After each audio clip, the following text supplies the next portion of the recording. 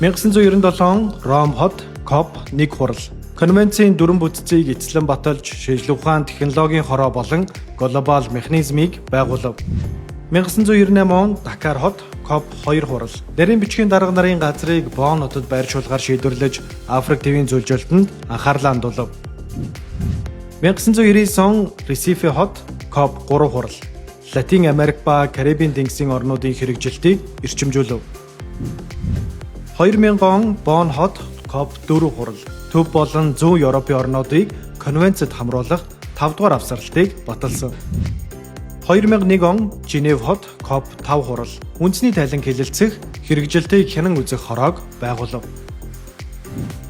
2003 он Гавана хот COP6 хурал. Глобал хүрээлэн буй орчны сан UNCCD-ийн санхүүжилтийн үндсэн механизм болгожээ.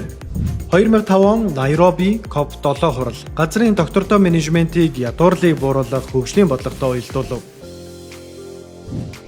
2007 он Мадрид COP8 хурал. Анхны дунд хугацааны 10 жилийн стратеги төлөвлөгөөг баталсан.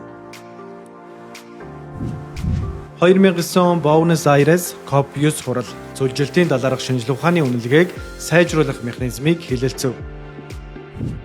2011 он Чангвонг COP10 хурал. Хуурай газрын менежментийг дэмжих олон улсын Чангвоны санаачилгааг гаргав. 2013 он Виндхук COP11 хурал. Ган гачигт бэлэн байх үндэсний бодлогуудыг боловсруулахаар тохиров. 2015 он Анкара хот COP12 хурал. Газрын дороотлыг тэнцвэржүүлэх хүсэл баримтлалыг конвенцийн гол зорилт болгон баталгаажуулсан.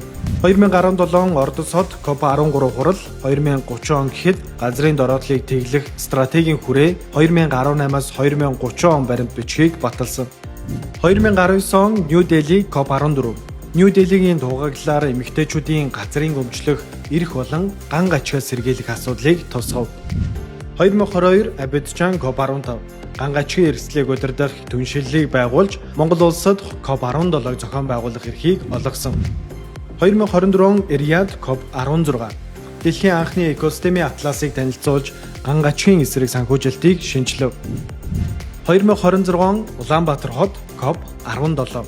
Нэгдсэн үндэсний байгууллагын цөлжилтөө тэмцэх конвенцийн талуудын баг хурал Монгол улсад 8 дугаар сарын 17-ноос 28-ны өдрүүдэд зохион байгуулагдах гэж байна.